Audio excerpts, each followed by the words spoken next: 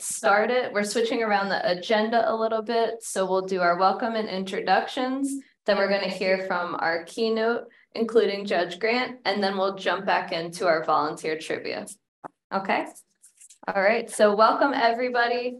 My name is Jessica Hallboys, and I'm the manager of volunteer services. Welcome to our first annual statewide volunteer training event. Again, we apologize for all the issues we had getting on, but we are happy you're all here with us now. I would like to introduce Carrie, who's been my co-pilot this whole time.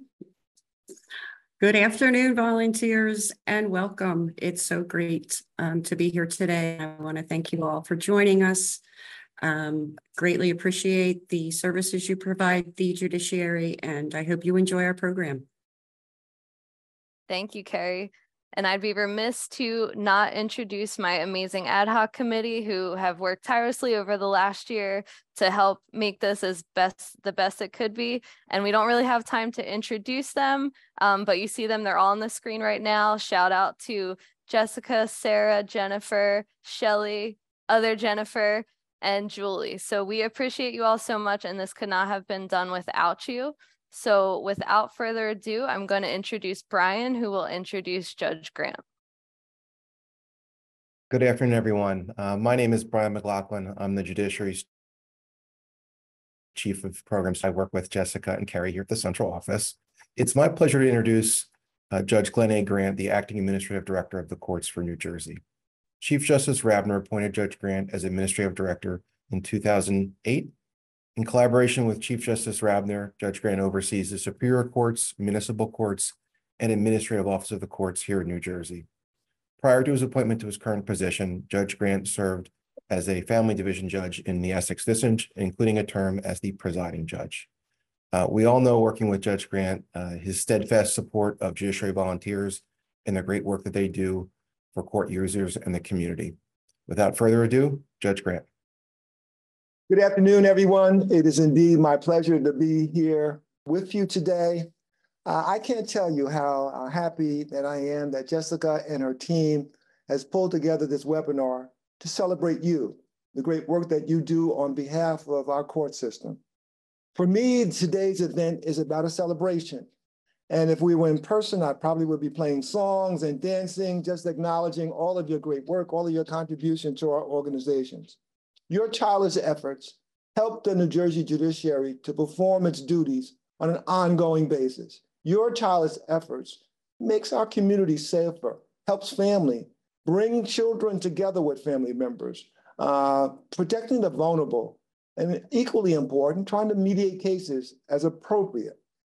So for me, volunteers is critically important to promoting the public trust and the confidence in our court system, which is paramount to a successful court experience. Volunteers have been building public trust and confidence in our court system for all of the 75 years of its history. Currently, there are about 1,500 active volunteers, particularly in our program. That's a huge number. And so the thanks is not enough. We really do want to acknowledge your great contribution, your great efforts here. For those of you who don't know, Dr. Martin Luther King is one of my favorite persons, one of my heroes, if you will. And Dr. King says that life's most important and critical question is, what are you doing to help others? And all of you volunteers are answering Dr. King's call in a very positive way. You have answered Dr. King's question to say that I can make a difference, that I can help society. And so on behalf of Chief Justice Rabner, the other members of the Supreme Court, the judicial and administrative leaders of the best judiciary in the country, you should know that. I want to say thank you, and I repeat it, thank you again. So I want to give you some examples, because sometimes as a volunteer, you are siloed, you're only working in your own particular area. And so I wanted to give you some examples of the kinds of work that your colleagues, your friends, your neighbors are doing to advance the great work of our organization. New Jersey court volunteers interact with children through the Child Placement Review Board, CPRB, by monitoring cases of all children who are placed outside of their homes. In addition, the court-appointed special advocate represents really the best interest of the child in court cases by being their voice before the judge, the attorney, and the state. And the supervised visitation program, or SVP, provides the child with an opportunity to connect with their parent, the non-custodial parent, to reestablish a normal relationship with that child, that non-custodial parent, in a safe and nurturing environment. Court volunteers make connections with adolescents through what we characterize as the JJC, or the Juvenile Conference Committee. These are community-based volunteers that address juvenile delinquency in a non-adversarial way. They ask juveniles sometimes to write a letter of apology to a parent who's done something wrong or engaged in minor delinquency. This is an attempt to avoid that juvenile getting involved in a formal juvenile delinquency matter. Court Visitors Assistance, CVA, and Court Services Assistance, CSA, interact with citizens of all ages by greeting and directing court users to their destination, answering questions and providing assistance, sometimes in person, sometimes virtually, in order to help those visitors complete their day, their courthouse experience. We also have what is called CDR programs, Complementary Dispute Resolution Program. Some of them take place in our municipal courts, such as municipal mediation. Some take place in our small claim settlement program, where trained volunteers act as neutral, third-party volunteers to help community members resolve their disputes and come up with an agreement that is acceptable to all parties without the necessity of going before a judge.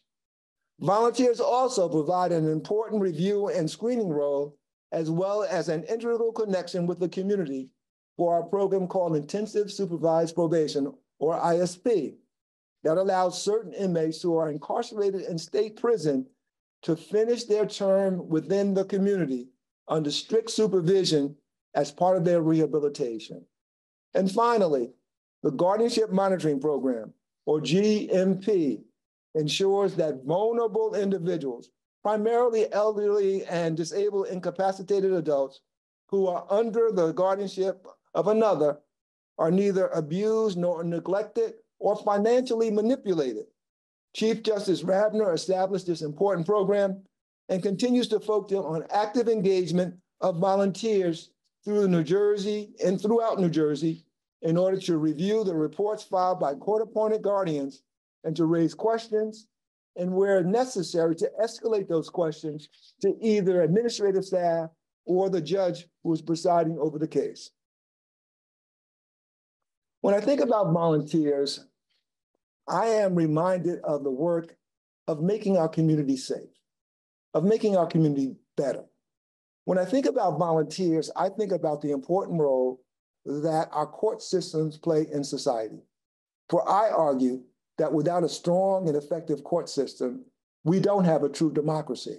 Without a strong and effective court system, we don't have people able to recreate, raise their kids, and educate their children, care for their families. And so you, ladies and gentlemen, who are volunteers in your numerous ways, through your selfless acts of volunteerism, are in order to make the judiciary better, but I argue more importantly than that, you are making our communities better. You are making our neighborhoods better through your great work. Another Dr. King quote, as I told you, I like Dr. King. Dr. King said, an individual has not started living until they can rise above their own narrow individualistic concerns, and be able to address the broader concerns of humanity. And what you, ladies and gentlemen, who are volunteering have done and continue to do are doing that effort so positively today.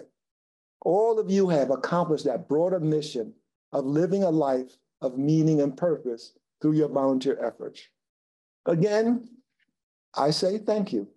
Again, I acknowledge and appreciate your great work on behalf of, again, the best court system in the country, made in part possible by your daily contributions, your weekly contributions, your monthly contributions, your annual contributions to volunteering and helping the New Jersey courts. And finally, I would be remiss if I didn't take this chance, this opportunity to urge all of you to share your experiences, both with our staff, so that we can learn, we can become more informative, more helpful to you in your volunteer efforts, but also to share your volunteer efforts with your family, with your friends, and if possible, to urge and encourage them to join the cavalry, to become part of the Corps, to become part of the great work that you do in our courts. Thank you so much, and the best of luck. Thank you, Judge Grant. We are grateful for your support and leadership and appreciate your time today and that you were able to join us. So thank you very much. All right, now I'm going to turn it over to Jennifer, and she's going to introduce one of our very own volunteers, and we'll hear from them. So take it away, Jennifer. Good afternoon, everyone. I'm so glad you could join us for this very special event. It is with great joy and deep admiration that I have the honor of introducing our CASA Titan, Debbie Salkin, for today's event. Debbie holds a very special place in my heart, not only for her incredible advocacy, but also for the profound impact that she has made in the lives of children in foster care and on each and every member of our CASA team. Since joining our program in 2019, Debbie's unwavering dedication, commitment, and boundless compassion have touched the lives of countless children. Advocating on 6 cases and tirelessly supporting 14 children, Debbie's passion truly knows no bounds. Please join me in giving a heartfelt welcome to Debbie as we learn more about her extraordinary contributions to the CASA community and beyond. Thank you very much, Jen, and thank you for giving me this opportunity to be here. My name is Debbie Salkin, proud CASA worker for CASA of CGS. I may get emotional during this speech because I am passionate about CASA. I would like to thank Judge Grant, all of our special guests, and everyone here that touched the lives of our children. CASA's vision sums up our jobs perfectly. The vision of CASA of New Jersey is a world where every child who is at risk or has experienced abuse or neglect is given the opportunity to thrive in a safe and loving home. CASA is spelled C-A-S-A. It stands for Court Appointed Special Advocate. We work hand in hand with the child along with the court, meeting their wants and their needs. This is the essence of what we do. It requires a lot of attention and planning. Every case is different. Sometimes you think you are going in the right direction and you hit a dead end. You back up and start again. A bit about me. I retired from nursing approximately 6 years ago. I went home and spent time sorting out, throwing out, organizing, and cleaning. But it wasn't until I started alphabetizing my spices that I realized I needed to find something else to do. I went to a job fair, and at the first table, I learned that I was able to water the flowers in town. I went to the second table, found out that I could work in a food pantry stacking cans. Then I stood back and I saw a banner that said CASA. I thought it was something about building houses. I went over and spoke to a woman about it and found out what it was and what they did. I took a brochure home, and the more I read about it, it sounded very interesting. Called the number on the pamphlet and set up a short meeting with the trainer. A few weeks later, I started my initial 5 weeks of orientation. In the middle of the first class, the instructor said, if you ever get confused or question anything that happens, you can always reach out to anybody here. Well, I thought, sure. I had heard that over and over while working in nursing, and when you needed help, no one was around. After the completion of the 5 classes, there was fingerprinting and swearing in. Next, my court observation. I sat in for 2 days because I found it very interesting. On the second day, the case that I was observing was the adoption of a 4-year-old boy. The court was full to the brim with friends and family, all wearing the same t-shirts, many balloons, and overall happiness. The hearing started and the judge covered all of the legal questions that the family needed to do. The paperwork was completed. Then the judge stepped down from the bench, He walked around and he sat on the floor next to the little boy, flapping up his robe. The little boy was playing with a toy truck. The judge asked him, "Do you know why you are here?" The little boy looked up smiling and said, "Yep, I sure do." The judge asked him why. The little boy looked him proudly and said, "I'm getting a new mommy and daddy today. I knew I was where I belonged." Excuse me. A few years and a few cases later, I read on Facebook that the mother of a former foster mom that I had worked with had passed away. Now, I will add that this foster mom had fostered over 25 children. I went to the funeral and I stood in line. She was touched that I was there, but as I walked away, she turned to her sister and said, "She is the best CASA worker I have ever seen." Talk about a pat on the back. On my next case, I was fortunate to work with two amazing women that had fallen in love and had married. They both had jobs in the local school district and they loved children. They knew that natural children were not in their future. So they quit their jobs and started to adopt, taking in children, many with mental or physical challenges. They said, "These special children need us." When they were ready to adopt their seventh child, they were told that they were only allowed to adopt 6. They did not back down, they fought back. I am happy to say they are now the proud parents of 7 special children. Now I know we're always going to have the issues like the court changing the date at the last minute, having a 9 o'clock appointment in the morning and the case not going off until 11, having to jump through hoops in order to obtain the services for our children that they most desperately need, attending a visitation to meet the parents and the parents not showing up. But these issues do not make us turn away. They make us want to proceed even more because we are needed. My greatest achievement was awarded to me last year. On April 29th, I was honored with the Titan of the Year award given to me by my peers. I will read this since it always draws tears of happiness and pride. The term Titan refers to a person of great strength, intellect, and importance, and Debbie embodies them perfectly. Her strength and determination to fight for a child's needs are truly astounding, and her dedication to the CASA role is unparalleled. I received praise and commendations from the Senate and the General Assembly of New Jersey. It does not get much better than that. I was so moved to have been honored by this award. So yes, remember my issue about asking questions? Do it. You ask your fellow CASA workers, your supervisor, your law guardian, your DCP&P worker, your resource parents. Follow up on your instincts. If you do not get an answer, go to their supervisor. Do not stop until you get a reply. Ask a lot. After all, what can you lose? But you can sure gain a lot. I was fortunate to be part of this winter's training program for new advocates. As I look around the room, I saw these students and they had no idea that they were going to be part of this amazing organization. Their special journey had just begun.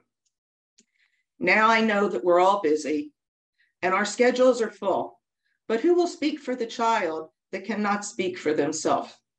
After all, children are our future. Thank you.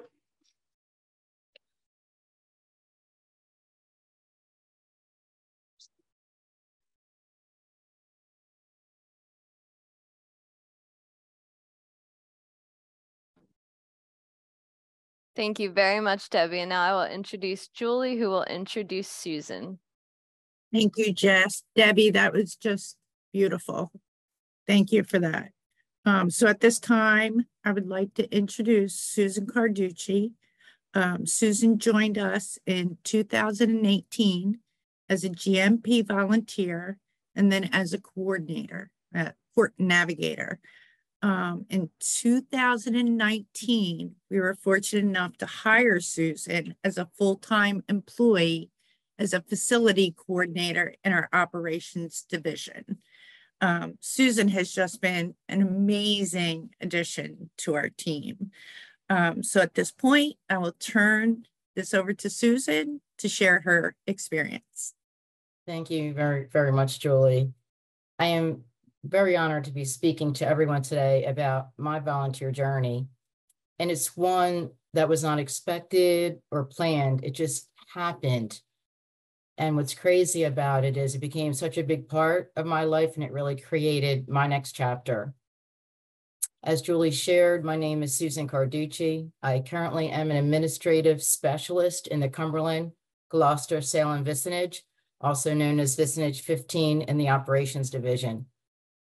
So I want to begin by sharing a little bit about before I became a volunteer for a judiciary to show you how that just tied and connected all the dots for me.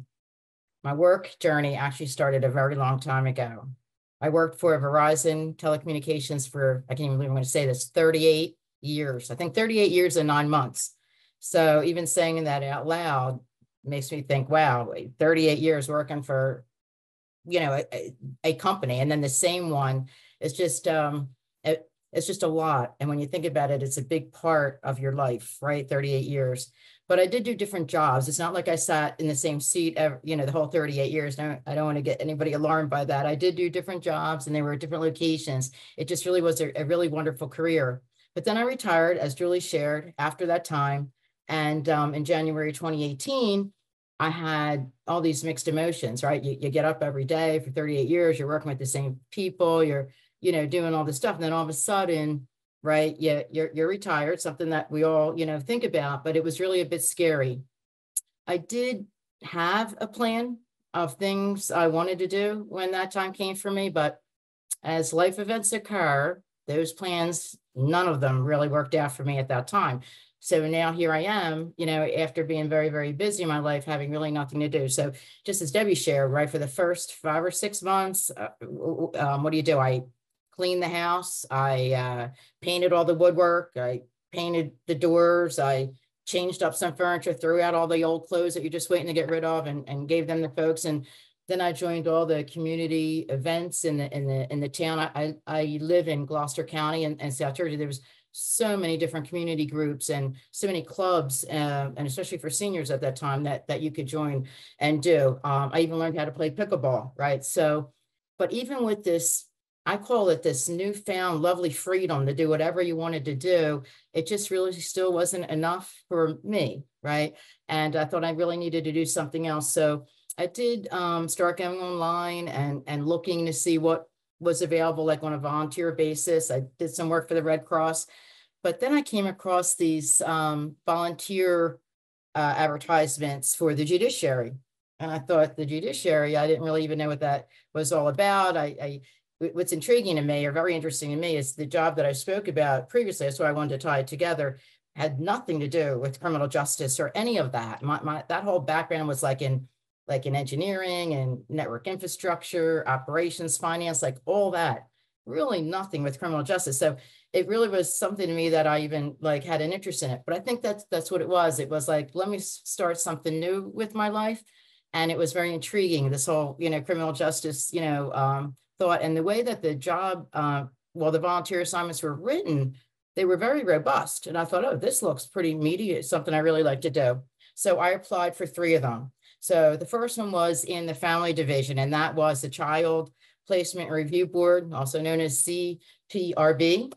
I joined in the civil division, the Guardian Monitoring Program, also known as the GMP. And then in operations, I joined as a court navigator. I got called in for interviews for all 3 of them, and I was selected for all 3. And what's really wonderful about the judiciary volunteer programs, the schedules are so flexible. I could easily do the 3 of them. Some were a few hours a week, some were twice a month, you know, mornings or afternoons. So that really worked out, you know, great for me. And I'm just going to, you know, go over just briefly what those 3 programs are. So in the family division, when I did the Child Placement Review Board, I became a member with an already established team of volunteers. There was about 5 or 6 volunteers already on there, and it was led by a family division team leader. And of course, we were all trained, but I was trained by the judiciary before we started. We were provided case files weeks before we were to meet. We were to review the files, and of course, if we had any questions and notes, we would bring them to the meeting. And then as a group, we would discuss those, and we would interview guardians, parents, all different kinds of people, and then, discuss and provide recommendations to the team leader. That was in the family division. Then the second one was in the civil division. It was the guardianship monitoring program. Now, in this case, and I also was trained by the judiciary. I was trained in e-courts, and I was also provided a laptop. I thought that was pretty cool, right? So I felt pretty good about this. It was almost like, I felt like I was really back to work again. And so this is a time when the courts are converting from manual to electronic, and that's where the e-courts part came in. So I was required to go through files there also and review the financial spending of the guardians, and it was very detailed, and you had to review that for a particular 12-month period. And because that involved math and spreadsheets, that really became my favorite one. And then the third one I did was the operations, the court navigator, right? I also was trained in that as a judiciary. So this was complete customer service by court users. I was positioned in the lobby of the Justice Complex in Woodbury. And what I was to do was to provide customer service to anyone that looked like they needed that. So, and of course, folks coming into the courts could be their worst day or was their worst day, and they're not actually in a good mood to say. They could be upset or frustrated. So if I saw someone that was, trying to look on their paperwork where they had to go or whatever, I would, go over and ask if they needed help, try to find out what courtroom, what judge, and if not, maybe walk them to the intake areas, walk them to the courtrooms, walk them to the restrooms, elevators. In Gloucester, we have 2 courtrooms that are pretty close together. So if they came to the wrong courtroom, go outside, walk them to the other or to the corner, something like that. That was complete, customer service, whatever that was. So doing those 3 volunteer assignments, that took about 9 months of my life. It really gave me, I want to say, like purpose after I retired, from Verizon. It was a great opportunity to, I'm going to say, really live and learn about the judiciary. It gave me, like, I'm going to call it like a sneak peek into family division, into the civil division, and to operations. And especially with the court navigator position, I was able, well, all of them, but primarily the court navigator position, I was able to meet so many, judges, the division leadership, the sheriff's officers and department, a whole bunch of staff folks. And, as being there, you get to know people. They see you quite a bit, and, you get to meet them. They're introducing themselves. They're talking about the roles they have at the judiciary. They're talking about, the divisions. And I spent so much time there that even some folks asked if I wanted to do other things. They had opportunities. And so that volunteer opportunity became, pretty robust. And then, one day somebody says, well, Susan, you're here so much. Why don't you just apply for one of these jobs? And I thought, I don't know. I wanted to make that leap back. I really did thoroughly love the freedom of the volunteer jobs. And they were really, I thought, really great. I felt like like to the earlier comments, from, Judge Grant and Debbie, it's really a feeling of like, you feel like you're really doing something and you're giving back from, it's just a really great feeling. So I really don't want to leave that, but I wasn't sure I wanted to make that leap back to employment.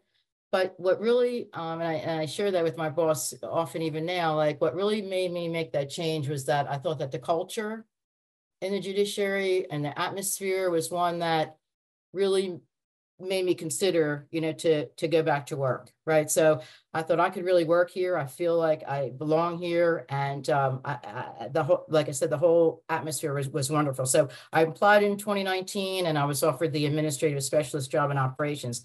in May next month. I can't even believe this. I'll be here 5 years. And I do believe, like, all the work that I did in the volunteer assignments really helped me better positioned to, you know, go through the interview process. And I was just really, really, really glad that I applied.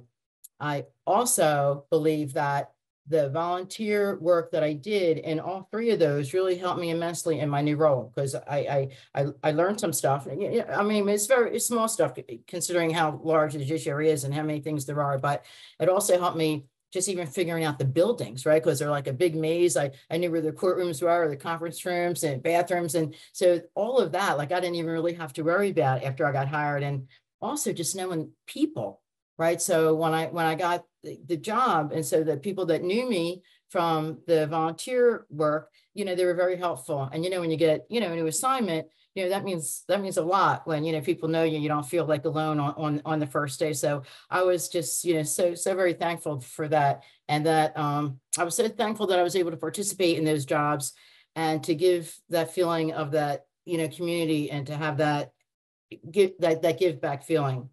So just a little bit about the job I currently have, and Julie mentioned it. I'm the facility coordinator in Gloucester County in the operations division, and there's 3 buildings there. My job really is to support the divisions. So that could be anywhere from making sure that their court proceedings, I have them set, I make the schedules for the courtrooms or the conferences, or if it means moving, you know, judges during the judges' moves, or finding new office space, or even assisting in an event. And that list goes on and on. I mean, there could be so many different things that go on in a day, and that's what makes it pretty exciting and interesting. No day is the same. And no matter what you think you're going to do that day, it may not turn out like that, because there could be another operational priority where all that you sort of would have to rearrange. So, in summary, I'd just like to say that that volunteer path really created my new chapter. I could have stayed on as a volunteer, as I mentioned, because I really thoroughly did enjoy it, but it did give me the opportunity to get hired at the judiciary. I'm just really fortunate that I had that learning experience for those assignments, and it's been just a wonderful, great experience and addition to my life. So I just want to say thank you for allowing me to share my volunteer journey with you, and I hope you each have a great one as well. Thank you.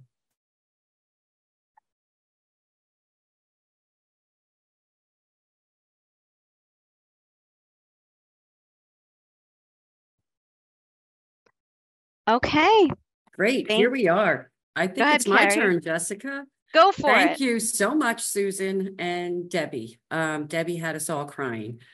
What a beautiful story. Thank you so much for joining us today, and thank you for all that you do. We're going to start having some little bit of fun here. I'm going to introduce Amanda Cinquini and Jessica Mickley, who are both training coordinators and volunteer liaisons out in our vicinages. I believe Jessica's from Hudson and Amanda's from Burlington. Thank you, girls. You cannot imagine the work they've done for us on this whole event, and I just want to let you guys know we appreciate you. Let's have some trivia. All right. Sounds great, Carrie. Thank you so much. We're so happy to be here. As Carrie said, I'm Amanda Cinquini. I'm the volunteer liaison and training coordinator from Burlington Vicinage, and I'm joined by Jessica Mickley, my esteemed colleague from Hudson Vicinage. Jess, do you want to say hi? Hello. Hi, everyone. Yes, I'm Jessica Mickley. I'm the Hudson Training Coordinator, Volunteer Liaison, and something I didn't remember until just this moment, I was a former volunteer for the judiciary. So love it. I got it all. Hi, everyone. Great, like Carrie said, let's have some fun. We're going to go into volunteer trivia, just some fun questions to keep the program going, and we hope that you like that. Please feel free to use that chat feature for the trivia. So go ahead, pop your answers in. We promise that, you know, all the answers are going to be great answers, just so you can participate. All right, let's start. Volunteering can increase your longevity. Is this true or false? What do we see coming in, Jess? Let's see, I see it. The truths. I see a lot coming in. Okay, do we think it's true, Amanda? Where are we at? I think that they are winners, and I think it is true. Unfortunately for all of you, it is absolutely true. Yay. This is awesome. All right, volunteering has proven to decrease blood pressure, cholesterol, diabetes, or dementia. Right, so take a moment, think about that. Now, I appreciate the alls and the trues, but it's officially only one of these. Maybe a little more studying has to be done. I'm seeing a mixture. What about you, Amanda? I'm seeing dementia, blood pressure, mostly those two. Dementia and blood pressure, I'm seeing our top answers. Top answers. Where are we at? I Mhm. think Survey says, go ahead. blood pressure. All right. You guys are going to be so healthy and just live forever. Amazing. Okay, next question. What is the top destination for volunteering abroad programs? What is the top destination? So our choices are India, Peru, Thailand, Kenya. Ooh. Let's see. Kenya, India, Kenya. Kind of a mix, Jess. What do you think? It's like a 50-50. Oh, I saw Peru there too. Okay. Very few people think Thailand. The answer is India. Okay. Which country has the highest percentage of volunteer participation? What do we got, Jess? United States, Venezuela, Japan, Liberia. USA is coming in a lot. USA. Interesting. Japan, United States, Japan. Lots of USAs. Okay, let's see. Venezuela. Okay. The answer is Liberia. Survey says. Survey says indeed. Okay. Kind of trying to trick you here. Which of these celebrities volunteered in India? So just fun fact, it's not the person in the picture. So Khloe Kardashian, Taylor Swift, Hilary Swank, or Jennifer Aniston. And it's coming in Swank. Jennifer Aniston, Swank, Jennifer Aniston. I'm like, oh my gosh. I feel like it's a tie. Jennifer Aniston or Hilary Swank, right? Yeah. That would be. Hilary Swank. There we go. Well done, everyone. Well done. Next up, we're going to do a little Judiciary New Jersey State trivia. So prepare for this. Where is the oldest active courthouse in New Jersey? Is it A, Jersey City, B, Trenton, C, Newton, or D, Salem? Whoa. Okay, nobody thinks Jersey City. By the way, Jersey City does have a lovely old courthouse, so it could be Jersey City. Trenton, Salem, Trenton. Nobody thinks Jersey City. Somebody said Jersey City for you, Jeff. Okay, thanks, guys. Another Jersey City. Well, but not thank you too much because that is incorrect. The answer is Salem. Well done, Salem people. Percentage 15. The estimated value of volunteer time per hour translates to, and this is our most updated information. We are also not accountants. We are training coordinators and volunteer liaisons. But what do we think that Fair your disclosure. time, right? We got to let people know that your time is, your volunteer time per hour translates to? Coming in. A lot of $24. 22. Uncalculable is the correct answer. I saw that in there. That is truly the answer that we believe. Lots of money. 1 million. The answer is $22.55. But you're right. The answer is you guys are priceless. That's right. Next up, a little more New Jersey related trivia. What is New Jersey's state dance? First up, we have salsa.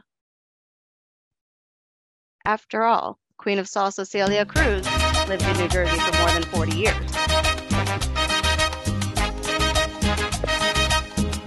Is it fist pumping, just like the cats at the Jersey Shore?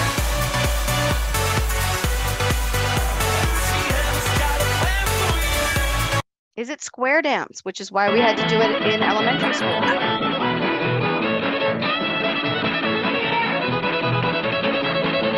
Or is it hip hop? Sugar Hill Gang is from Englewood, New Jersey. What do we think? It is a mix of answers. I can't even say. Yes. Do you think other people had to learn square dancing? What do you think? In other states? I don't know. The answer is square dance. That is our state dance. Now, which of these sports originated in New Jersey? We have cheerleading, baseball, synchronized swimming, or wrestling. Okay, so, wow. No, it's a mix. Baseball. It is a mix. And like, Mix. this is like a tiny bit of a trick question accidentally that I just realized. But I do see somebody had the right answer in here. It is a hotly contested debate whether baseball was first played in New Jersey. So you do get points for that. But the answer is cheerleading. Cheerleading started in Princeton, New Jersey. Let's get ready to rumble! Get ready to rumble! Taylor ham versus pork roll, the eternal New Jersey debate. Where is the most agreed upon dividing line between the people who call it Taylor ham, so up north, and the people who call it pork roll? Here are your options. We have option A, in the Elizabeth Union area. Option B, hanging around Sayreville is the line. C is Princeton and the Windsors. Or option D is Lakewood and Point Pleasant. Oh my gosh. Let's Those see. sandwich pictures are making me hungry. By the way, this is the most active chat we've seen. People love their bacon, egg, and cheese with salt, pepper, ketchup. Yeah. Or rather, Taylor ham. Sorry, everybody. Yep, it's coming The in. answer is, that would be B, Sayreville, New Jersey. Apparently the line, the unofficial, official line is at the Driscoll Bridge. Somebody said pork roll, next question. I know. And I've also saw people say, see, no clue, but the answer is Taylor ham. And lastly, what are the New Jersey judiciary's core values? Now, we are crossing our fingers here. Are they independence? Oh, Is look it at this. Look at this. hallelujah? Stars. All of you are stars. They're just stars. Well, we knew they were rock stars, but this just like officially confirms it. Well done, everybody. Thank you for joining us on this volunteer trivia journey. Thank you for your insight, and thank you for volunteering with us. And we appreciate you. So we are excited to bring it to the next stage of our presentation. Thank you for being a friend. Travel down the road and back again.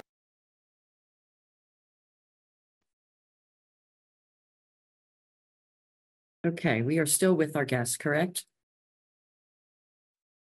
That is Thank you. correct. So, And I am going to give everyone instructions. We're going to leave this webinar.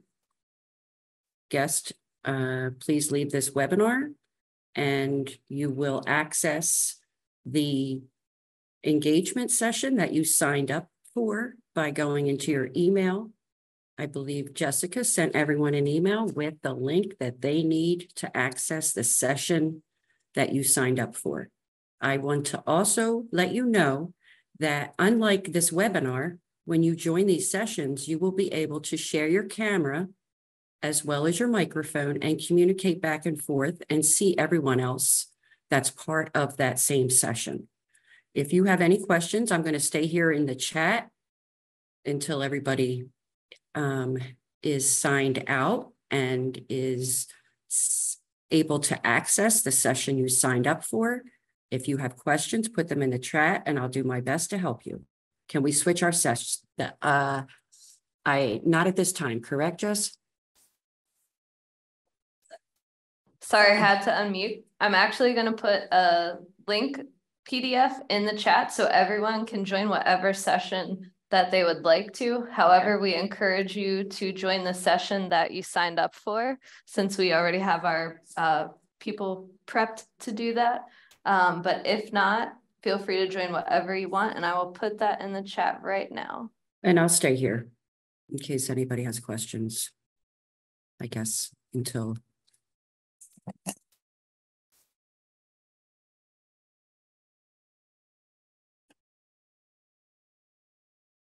Sorry, working on it.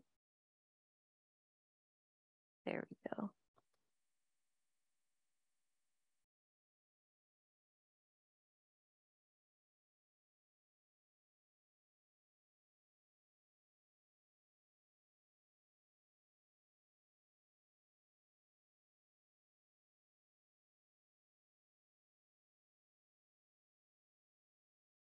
Okay, I finally did it. Sorry, I kept sending it to our host and panelist. So now everyone should have the PDF, and you will know which one you signed up for if you completed the registration. If you did not complete the registration, feel free to check out the PDF that I put into the chat and join the session that you feel works best for you. I will also put the agenda in the chat so everybody can make their decisions.